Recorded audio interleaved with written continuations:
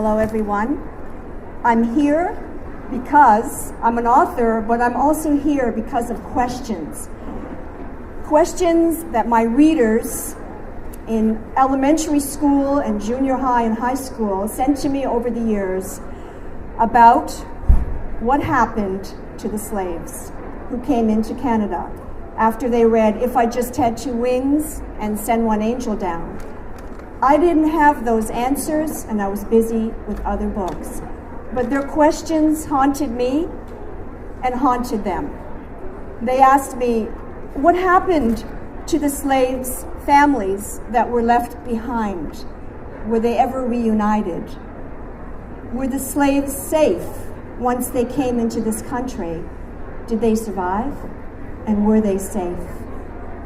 I didn't have those answers until I began to do the research, which took about 2 years.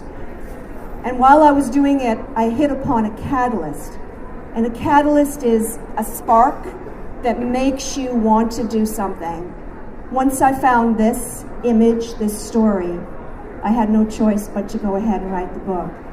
And that catalyst arrived in the story of a one-room Southern Ontario schoolhouse where white children were taught inside a schoolhouse that was very warm and cozy, and the newly arrived immigrant slaves stayed outside under a lean-to, leaning in the window for their lessons.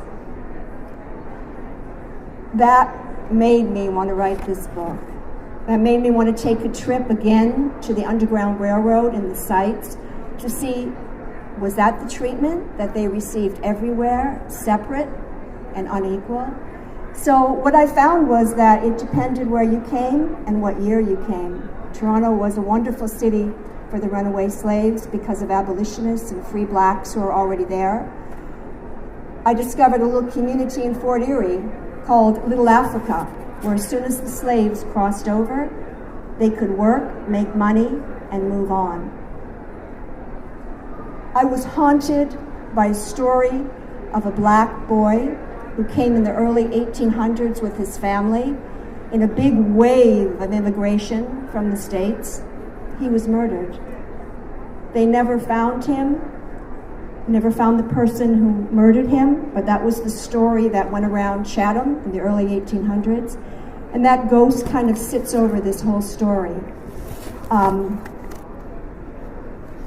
My character comes into Canada as an 11-year-old boy, crossing over on another slave's back. He's left his whole family behind. His mother was sold at auction. He doesn't remember her. And his father took the Underground Railroad to freedom. He doesn't know what happened to him. And just before he crosses over, he's separated from his only family member, and that's his grandfather.